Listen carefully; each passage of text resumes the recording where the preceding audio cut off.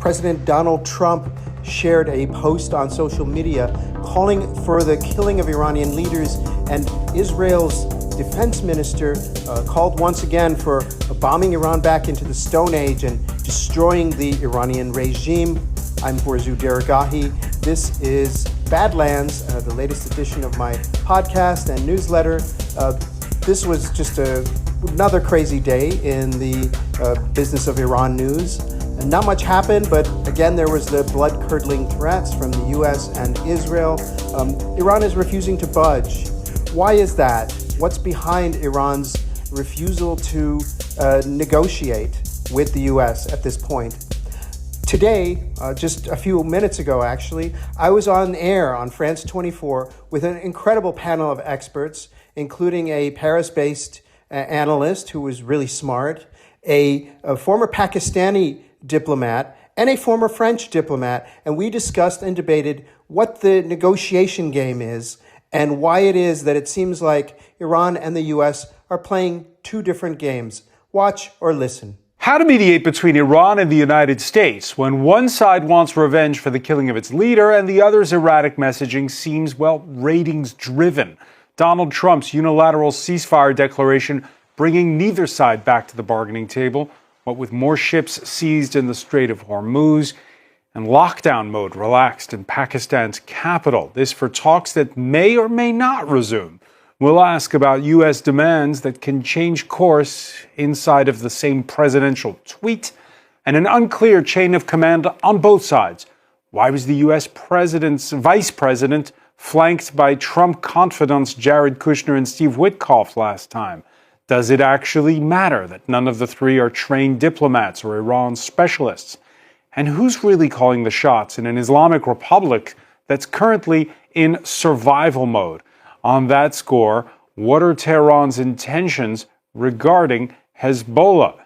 Its proxy militant group in Lebanon absent as the U.S. State Department in Washington brokers more old-school style negotiations that are taking place this Thursday between Israelis and Lebanese. Who's got leverage over whom? And if diplomacy fails, what does escalation look like? Today in the France 24 debate, what happens when you have a truce without talks? And joining us for this discussion from Islamabad, he was Pakistan's ambassador to the United States in Donald Trump's first incarnation as U.S. president, retired diplomat and foreign ministry spokesperson, Aizaz Ahmad Chowdhury. Thank you so much for being with us. Thank you for inviting me to the program. From Aubenas in southern France, he's former French ambassador to Lebanon and several Gulf states, retired diplomat Patrice Paoli. Good to see you. Bonsoir, François. Thank you for the invitation. Payman Azmoudeh is an analyst at risk consultants Forward Global. Welcome back to the show. Thanks for having me back. We sometimes see him in Istanbul. Journalist Borzu Deragahi, whose Badlands newsletter is a go-to source on this war and is here in the flesh in Paris. How are you? Good. Thank you so much for having me. Reminder, you can always listen. That's right, listen to the France 24 debate wherever podcasts are streamed. Get on with it. That's the message to the belligerent parties from shopkeepers and taxi drivers in Islamabad. They looked at the barbed wire around the eventual venue for the talks, the Serena Hotel, and more generally, all the roadblocks in the Pakistani capital's red zone. The war is between America, Israel, and Iran. Pakistan has closed all the roads here. People are cursing. They feel humiliated. We are making an appeal. We are requesting that they come and negotiate here. This matter will end the war and the problems will end. Look, all the shops have been closed. People are sitting idle. There's inflation and poverty. This is our request that they should come and negotiate. Pakistan should have mercy on the people. Aizaz Ahmad Chowdhury, how long for that lockdown in the red zone? Well, this is a relatively small part of Islamabad that is under lockdown, but nevertheless, I think people want these negotiations to start quickly because they want to get on with their life. At the end of the day, however, it is a very small price to pay for the peace that we want to see between the United States and Iran. I think not only Pakistan, but I think the world over, people are waiting for these talks to resume. And as we understand, there are not much differences between them. So it is only a matter of agreeing how to really kickstart the talks. My own sense is that Iranians were upset that when they lifted blockade from the Strait of Hormuz, United States did not lift its blockade from the Arabian Sea. I think that's what has sort of put them off. So that's the key issue now. Maybe perhaps simultaneously, if both sides can lift blockade and then resume their talks, because on most of the other issues, I think they already have an agreement. So we are actually sitting fingers crossed, and let's hope it happens tomorrow, day after. The people of Pakistan are really very keen that this happens sooner than later. Yeah, Wednesday saw the seizing of 2 container ships by Iran and the firing on 3 vessels inside of the Gulf.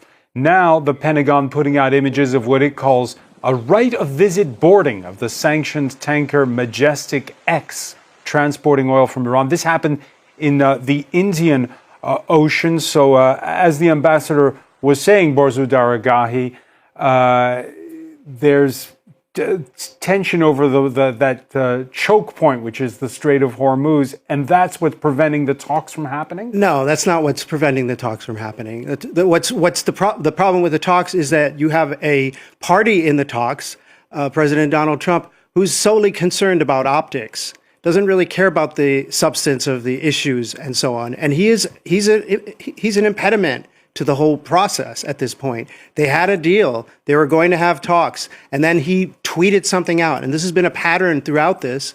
He can't take... The bottom line is this. The U.S. lost the war. They lost. They gambled and they lost. They lost the war. Iran proved itself able to checkmate the United States. It doesn't mean that the Iran won the war, but the U.S. failed in basically all of its goals. But you have this, I'm so sorry, but I've been saying this on the show for a while. You have this narcissistic, completely inappropriate person as president of the United States. I say that as an American who is in charge of the country, is not able to take the L, not able to take the loss, and step away from this whole situation in a way that would give even the United States or Iran honor. And you also have a kind of non-traditional diplomatic style. The Iranians are just old school diplomats. They want to sit and talk and go through all these issues. And then you have 2 basically, I'm sorry, Israeli operatives in Jared Kushner and Steve Witkoff, basically advising this guy, J.D. Vance, who basically doesn't care about this issue, never wanted this war, just wants to try his luck at being president in 2028, trying to game the system for his own advantage. That's not a negotiating team. That's a recipe for dysfunction. All right, we'll parse it into 2 parts. You talk about the diplomacy side of it. We'll get to that with all of our panel. But there's the question, Payman Esmoudy, do you agree with Borzu Daragahi that the United States has lost the war? After all, we don't know which side can hold out the longest in this game of chicken over oil. I think it's helpful to go back and revisit what the original objectives were. So this conflict, basically this current phase of the conflict, started in January when Donald Trump was basically encouraging Iranian protesters to go out in the streets, telling them help is on the way, and if the Iranian government starts shooting, I will come help you. That did not happen. What did happen, and that this is based on the reporting that we've gotten since then, is that those protests, the crackdown, sent the message to Trump and to Netanyahu that there's blood in the water, that they're weak, that this is the opportunity to basically take them out, redo the operation against Nicolas Maduro in Venezuela, launch these decapitation strikes, and basically bring home another trophy in the span of 3 days. That did not happen. So to the extent that that was the original objective of the war, that's very clearly a failure. We can see this 6 weeks later, the regime is still there. In terms of the nuclear file, there hasn't been any kind of concrete progress either. We don't even know to what extent the White House still cares about it, because Donald Trump says one day we need all the nuclear dust, as he puts it, and the next day it doesn't even figure in the list of demands that's being put forward by a Marco Rubio or Caroline Leavitt. So it's very hard to assess whether it's a victory or failure when, and I think you're right here, one of the parties can't even get its story straight about what it is they're trying to accomplish. So on that point, it's definitely not a victory. Declaring it a defeat, we'll have to see kind of what actually the deal that ultimately does shake out looks like. Because it'll be a deal. You're saying there's going to be a deal. There's a conflicts end. All conflicts end. So whether we get, a JCPOA style, really concrete, detailed document, no, because I don't think you're right here. The team in the White House is not set up to produce that kind of deal. Is not set up to undertake that kind of really detailed, exhaustive, months-long, years-long negotiation. What you might end up with, and I think is more likely, is something like what happened with Kim Jong-un in North Korea during Donald Trump's first term. There are talks, there's optics, there are photo ops. So J.D. Vance went to Islamabad and shook hands with Ghalibaf a couple weeks ago. Speaker of Parliament. Donald Trump went to North Korea and crossed the demilitarized zone, the DMZ, back in 2019. But nothing actually concretely came out of that. North Korea basically came out of that show of negotiation stronger. And it's looking like, based on all the theater that we're seeing, and I mean, it's a very tense situation. Obviously, people are very concerned for the global economy. But it seems like the boarding of the ships, the blockade of the blockade, it seems like, and I agree with the former ambassador here, they did basically reach some kind of agreement, it sounds like, and President Trump has basically decided to get into the gamesmanship of it. But my personal feeling is that we're going to have kind of this muddled exit that doesn't actually resolve the situation in the region. So the region, the global economy, is going to be dealing with this for months, for years probably.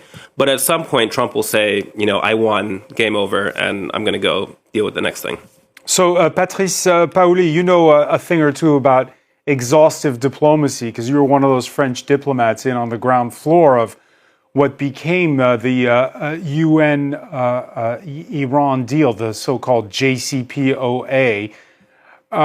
Do you agree that there is no good ending with what Borzu said earlier in view of what the diplomacy looks like? Well, I agree mainly on one point is that, well, from day one, this war is a disaster. This initiative to launch a war as a negotiation was going on in Geneva. To negotiate, you have to have a goal. I don't know what the goals of the American administration are. As the previous speakers in this debate said, it's not clear. I mean, from one day to another, you change objectives. President Trump makes very contradictory statements. So you don't know exactly what you're headed for. So first of all, you don't have clear goals. Second, you don't have a team which is trained for negotiations, and I don't even know if the leaders know what the negotiation means. It means time, especially if you negotiate with Iran, as was said previously, in a more traditional way. The agreement in 2015 took months of negotiations and hundreds of pages of documents. I don't see any inclination in the Trump administration for what we call negotiations in the first place, which takes time. You have to build a process, build some kind of confidence, and I don't see any of this happening now. Plus, you negotiate with. What about Payman's point? Take a few pictures like Trump did when he went to North Korea, and then move on to something else. Maybe. I don't think that President Trump is very patient, and the negotiation means patience. And he has not shown this kind of patience anywhere, or this kind of consistency and persistence in the negotiation. So if you don't have clear objectives, you don't have the patience or the persistence for negotiations, and you just negotiate through tweets. Plus, you only negotiate in terms of presenting ultimatums every day, as the Israelis do with Lebanon or with any of their partners. So I don't see the ingredients for a proper negotiation in place right now.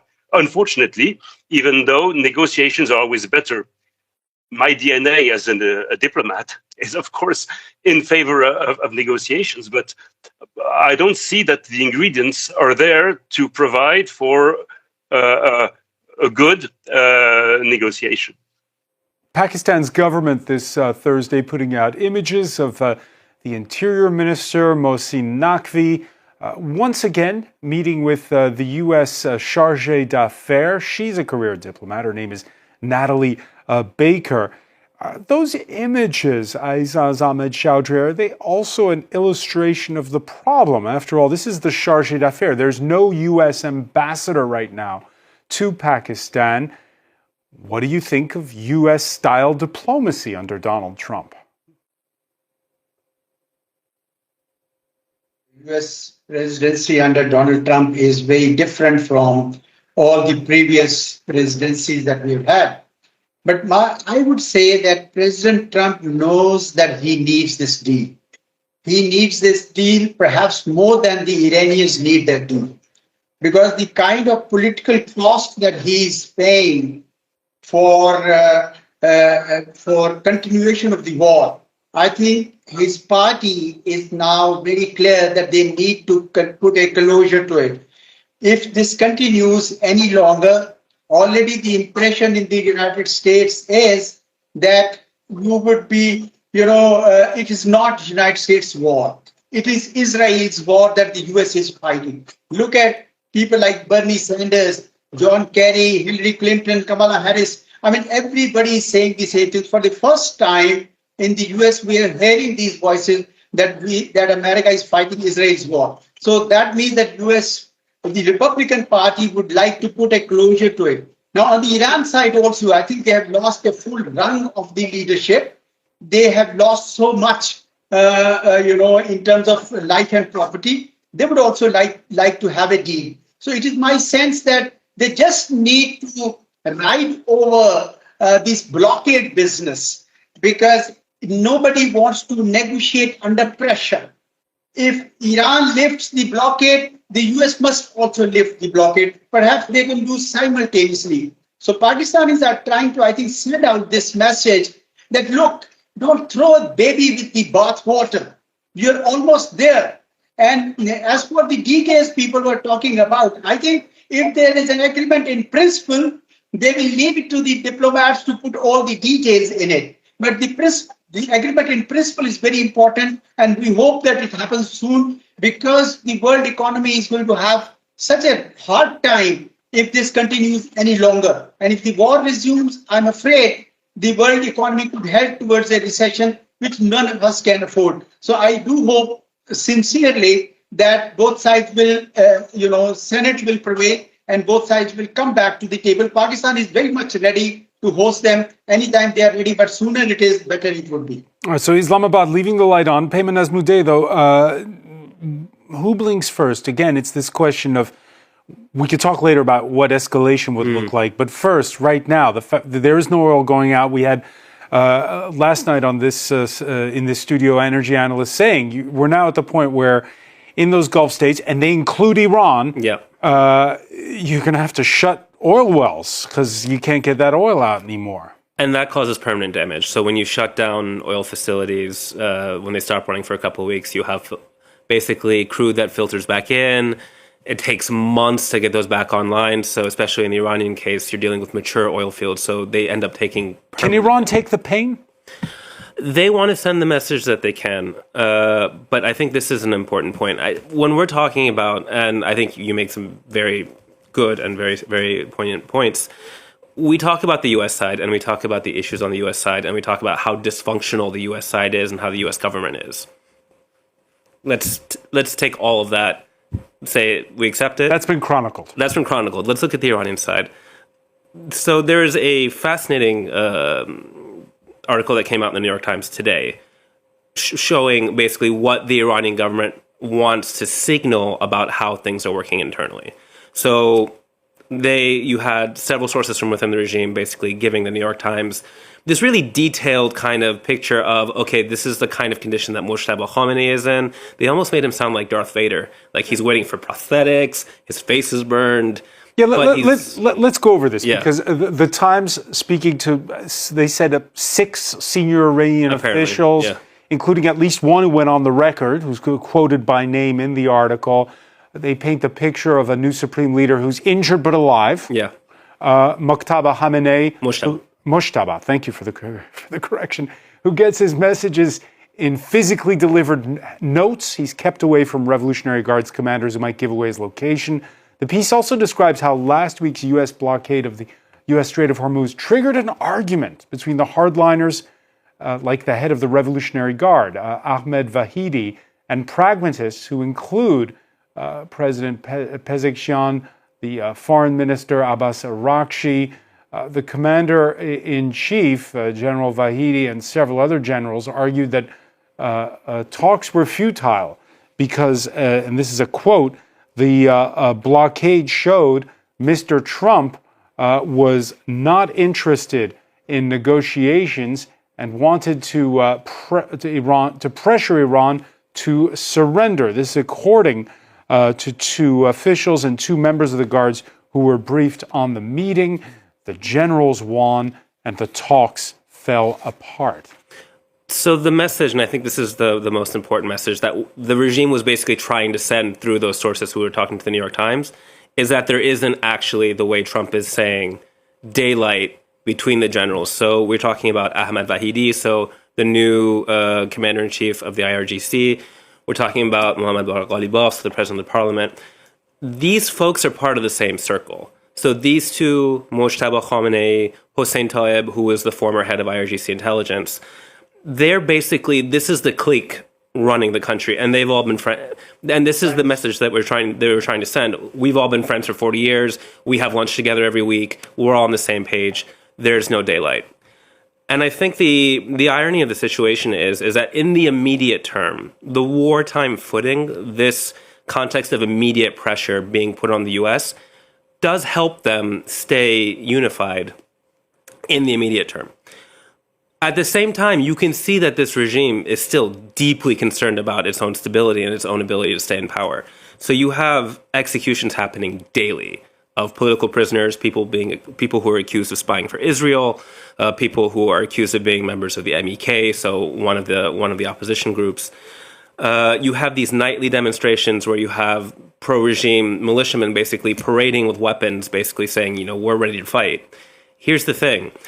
When you have someone on camera with an AK-47 saying, we're ready to fight off the U.S. with this handgun, they're not shooting down an F-35 or an A-10 with a handgun. They're not hitting Israel with a handgun. That message is to the rest of the population. That message is to the people who were protesting in January is, we consider you to be the enemy. Yeah. And we, 10 million, 12 million, however many it is that we can consider to be the true believers, we're ready to fight basically until the last. Just to be clear, Pimin, you're saying that the regime, 6 different people inside the regime may have fed a story to the New York Times? Of course. And it's not the first time. I mean, their media strategy, I mean, they've had years to do this. They when you see, for example, anonymous regime sources talking to the New York Times or Reuters, I mean, Borzer knows this better than I do. They coordinate. I mean, they get messages across this way. So this is one way of doing it. The Lego videos that they've been putting out is another way of doing it. But they're actually quite astute when it comes to playing Western perceptions and Western media. And I think when we see, 10 sources from inside the system talking to an outlet like the New York Times for an article, there are messages they are trying to get across. All right. In Tehran's Vanak Square this Thursday, a banner depicting a fist grasping the Strait of Hormuz, bearing slogans such as Trump could not do anything, and the permanent control of the Strait of Hormuz will be with Iran. These kinds of public displays, Borzo Dargai, these sign of strength or weakness? I think that they're a sign of weakness to some extent. That countries like that parade missiles around in squares, they're not confident countries. Countries that are always obsessed with waving their flag, whether that's the Iranian flag or the American flag or the Israeli flag. These are insecure countries. that are not confident about their national identity, unlike, for example, France or Germany. So, yeah, I think these are signs of weakness. I will say that the message, to add on to what Payman was saying, the message right now that is coming from Iran is that they want to destroy the Trump administration. I think that is one of their major goals. That is why I think that they will have messaging, or that's their actual goal? That's messaging, goal? and that's actually their goal as well. I think that if you listen to if you parse their comments, if you parse their strategy, they're basically ready to just destroy. They want to destroy the Trump administration. They are, as everyone can see now, they are super attuned, not just to American culture, American political culture, and the American political calendar. They want to destroy the Trump administration. They want to destroy him once and for all. They want to they want to destroy MAGA. They're seeing that they're having an impact. If you look at the Lego videos, they're aimed at dividing Americans along the right. Especially kind of focused on your government is run by pedophiles. They ordered you to die for Israel. That's their messaging, and they're basically trying to splinter the U.S. right and to splinter the MAGA coalition in an effort to destroy Trump. And that's what they're going to do. And that's why I think that they have more patience. They have more strategic patience, at least until September. If you look at the oil issue is very important. They have reservoirs. They have reservoirs for maybe and storage for maybe 3 more weeks. Then they'll have to shut things down. But they have been stockpiling goods and machinery and parts for both the consumer market and for their military since June of last year, when you had the June strikes. They knew this was coming, and they've been waiting for this. So I think that at the very least, they'll be able to hold out until September. That will be deadly for Donald Trump if gas prices keep edging up, if the summer comes. And that's what they want. And they basically they basically want to give the message that if you ever do this again, we will destroy yet another U.S. president. Iran has already destroyed one Democrat. Now they're going to destroy. I'm talking about Jimmy Carter. Jimmy Carter in 1990. And that was strategic, and they waited out. If you remember, Iran in 1979, 1980, they waited until the day that Ronald Reagan was inaugurated before they released the hostages from the U.S. embassy. The very day, and that's basically, and that was back then when the country was run by a bunch of radical activists and students and crazy clerics and militiamen. Imagine now, 1981. Yeah, imagine now the level of sophistication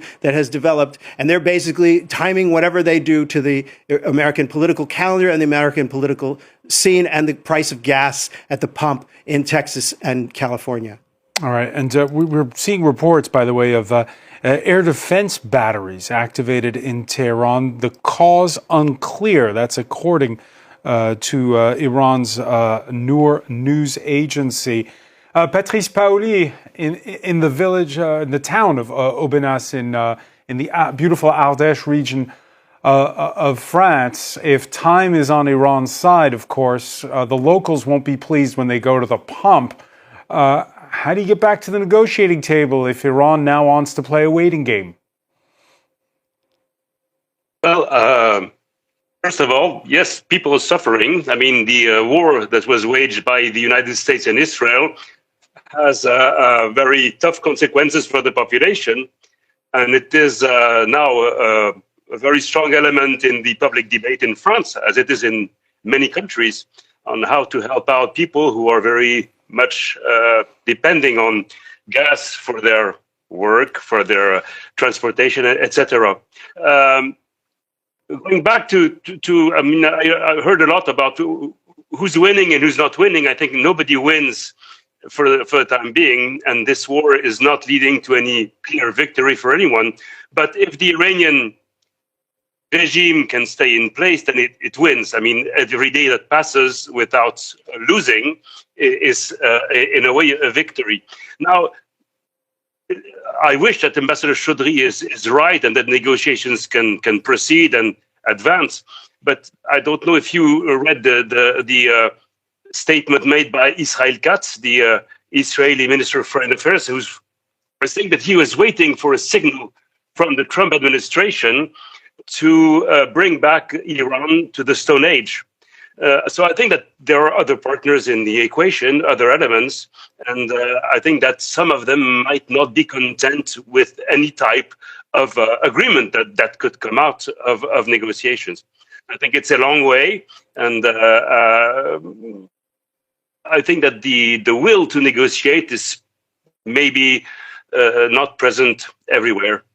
The Mer news agency saying air defense has heard engaging hostile targets in parts of Tehran in the last minutes. We'll find out more on what that means. We don't have much more to go on that. Yeah, Ambassador Chowdhury, a lot to unpack here. First of all, when it comes to, again, there's this question of the diplomacy. We've seen the Iranian delegation that showed up for the first round with J.D. Vance. It was led by the Speaker of Parliament that Peyman mentioned there, Mohammad Bagher Ghalibaf, and the Foreign Minister, Abbas Araghchi.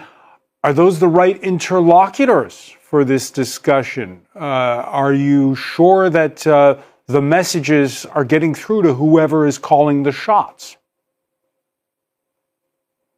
Every country has centers of power, and they all somehow come together when it comes to their very, national interests and their very sovereignty is concerned. So I'm not that worried about the differences between various power centers within Iran. Maybe my other two panelists are better informed. But the way I look at it is that when Mr. Ghalibaf came, he also has that background with the IRGC, and he has also, I'm sure, has consulted them. So one should accept at face value when these interlocutors come. The same goes for Vice President Vance when he is accompanied by Jared Kushner or Steve Witkoff, whether they are known for being Israel's friends or not. They are American representatives, and we have to take them at the face value. Yes, I agree with Patrice that the Israelis, naturally Netanyahu is not happy with this agreement, and he started the Lebanon fire because he thought that this agreement doesn't apply on him. And he's probably, on that point, if I might add, Ambassador, on that point, he's probably not happy with Pakistan being the mediator. You're one country that has virtually, no relations at all with Israel. That's true. But at the same time, Pakistan doesn't have a direct conflict with Israel. All we want is that there should be a Palestinian state, a two-state solution, and more than that, I think we are not a party directly in that conflict. So what I was trying to say is that even if the Israelis want to be a spoiler in this, they cannot, because Israel has very limited influence without the United States. And we saw the United States prevail on Israel to stop the fire in Lebanon, which then enabled Iranians to lift the blockade from the Strait of Hormuz. The problem occurred when the Americans did not wish to lift the blockade. And that's where the Iranians felt, whether they were the IRGC people or the foreign minister or presidency or whosoever, that why should we be negotiating under pressure, under stress? So I think that's the problem. That's why I suggested in my very first intervention, the solution is for them to do it simultaneously.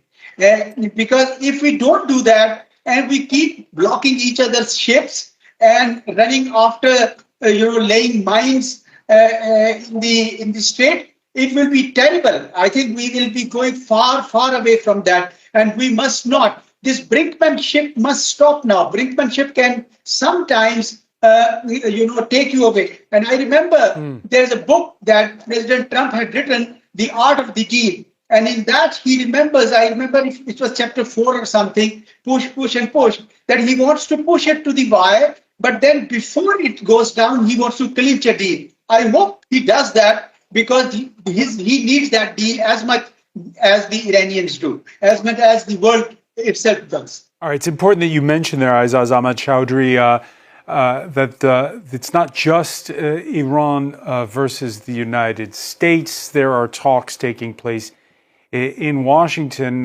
between allies. And there's a question of how much they're controlled. Israel, on the one hand, proxy Hezbollah on the other. There's currently a 10-day ceasefire, but we've seen that ceasefire violated. 5 killed in the south of Lebanon on Wednesday. Villages bulldozed. A journalist, a Lebanese journalist, among the dead. The question is how much each side wants to rein in their allies / proxies. Borzu Daragahi,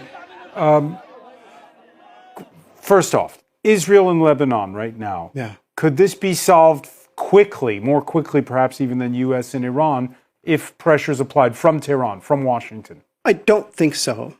I don't think it'll be solved quickly. I think that Israel has made a decision with regard to Lebanon. If you notice, they don't just target Hezbollah anymore. They're targeting the entire Shia community.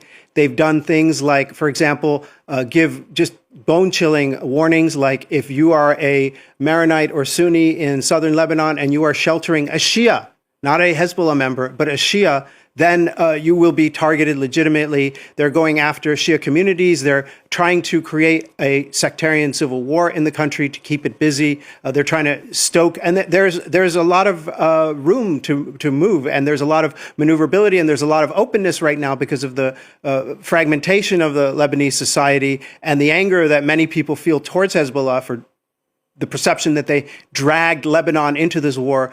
So there's a real danger and a real goal on the part of Israel at this point, not to resolve this issue, but to provoke a sectarian civil war in Lebanon. All right, so Patrice Paoli, we've had 2 French UN peacekeepers killed in southern Lebanon in an ambush attributed to Hezbollah. Who do you blame for their deaths? Frozen. All right. It seems as though the video link with Aubenas in the south of with France needs to be restored. Peyman Asmoudeh, your thoughts on this? I think fundamentally, to the extent that Israel wants to play a spoiler in these talks, obviously Lebanon is the way to do it. I think you're right that Israel is not concerned about Lebanon's sovereignty. Israel is not concerned about Lebanon's stability. And essentially, and this is the irony of the situation, if you look at where Hezbollah came from in the first place, what basically gave the IRGC the opportunity to create this militant group in the 80s was the Israeli intervention in Lebanon, was the Israeli occupation of southern Lebanon. And with this renewed offensive, with this renewed occupation, it's almost as if we've come full circle. So Hezbollah has basically recreated the crisis that gave it its initial legitimacy, its initial reason for being. And on some level, I think that shows just how destructive and self-defeating kind of the axis of resistance strategy has turned out to be for Iran. Basically, you've recreated this crisis. I mean, you had so much money and blood and treasure invested in this brutal civil war in Syria, where Hezbollah was responsible for many of the worst crimes basically committed by the Assad regime.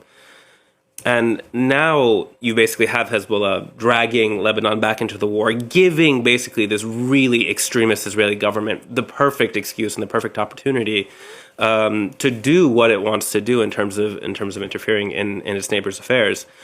But if you're Hezbollah, you don't exist if there's peace between Israel and Lebanon, right? So you want to... Right. The question is basically fundamentally what kind of Lebanese society do you want to see? And the problem fundamentally with Hezbollah is that Hezbollah is not a uniquely Lebanese phenomenon. Hezbollah is not a uniquely Lebanese party. Hezbollah is a proxy force.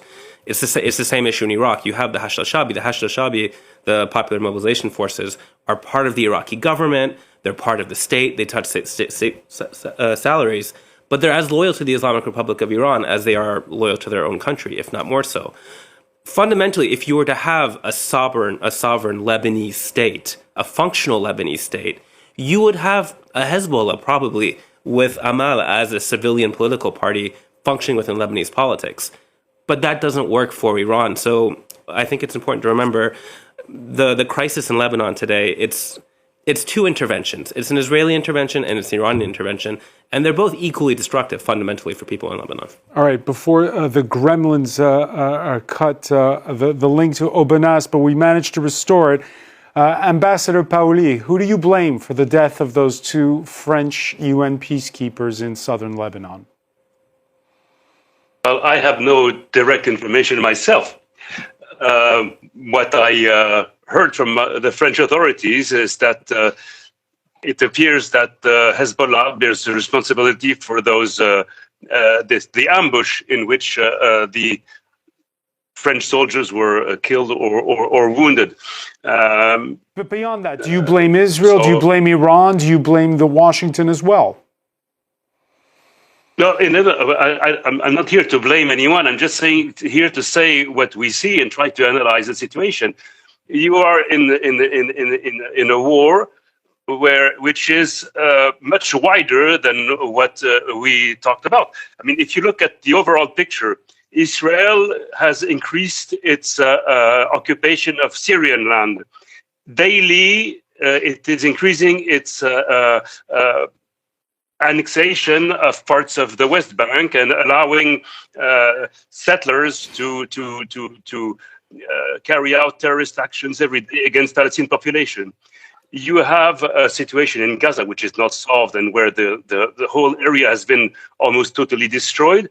You have in Lebanon an area which is now under very strong military pressure, where there is destruction of villages about a band of 6 to 8 kilometers north of the Israeli border inside Lebanon, where everything is being destroyed to create a void, so a buffer zone. So if you link this to expansionist policies and what is called Greater Israel, which is now more and more present in daily statements by the Israeli government, you see that anyhow, whatever the situation is, you have a will to settle problems by occupation, by force. Netanyahu said that he would impose peace by force. I think it doesn't work. It never worked in Lebanon. It didn't work in 78. It didn't work in 82. It didn't work in 2006. So I'm not saying that Hezbollah is the good guy in the equation. They obviously bear a very heavy responsibility in the situation in Lebanon and the destruction that occurred in Lebanon.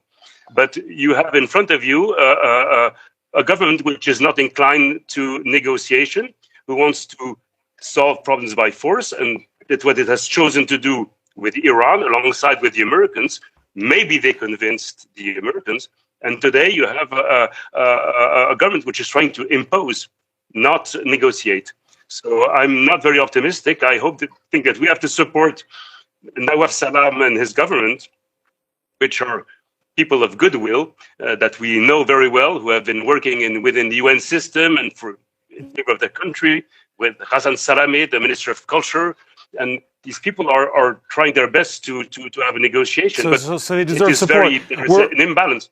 We're running a little short on time. They deserve support, but I want to ask Aizaz Ahmad Chowdhury, because when you talk about others being drawn in to the conflict, Israel trying to draw in Lebanon, Pakistan's closest ally in the region traditionally is Saudi Arabia. Saudi Arabia, whose crown prince last week welcomed the Pakistani Prime Minister, Shehbaz Sharif. There's very close ties between those two nations. Do you fear that a situation where Iran tries to draw in Saudi Arabia to a wider conflict, and then Saudi Arabia calls for help from Pakistan? Well, Pakistan does have an agreement of mutual defense with Saudi Arabia. But I believe by the virtue of that agreement, the best service that Pakistan can do is to persuade Iran not to attack Saudi Arabia, and to also persuade Saudi Arabia not to allow American bases there to be used against Iran. And that is exactly what Pakistan has been doing. If Pakistan enters the war, that would absolutely be of no use to anyone. Pakistan's best role is to douse flames of war. And that is what exactly we have been doing, and Saudis are quite appreciative of it. You know, they were here in Pakistan, their foreign minister, together with Turkey foreign minister and Egypt foreign minister, because that's what we all want to do, to stop the war rather than to enter the war. Aizaz Ahmad Chowdhury, I want to thank you so much for joining us from Islamabad. I want to thank Patrice Paoli for being with us from Aubenas in southern France. Borzu Daragahi, Peymon Azmoudeh, thank you for being with us here in in the France 2040 bid. And thank you so much for tuning in to Badlands. This is Borzu Deragahi. You can subscribe at borzu.substack.com. Have a good day.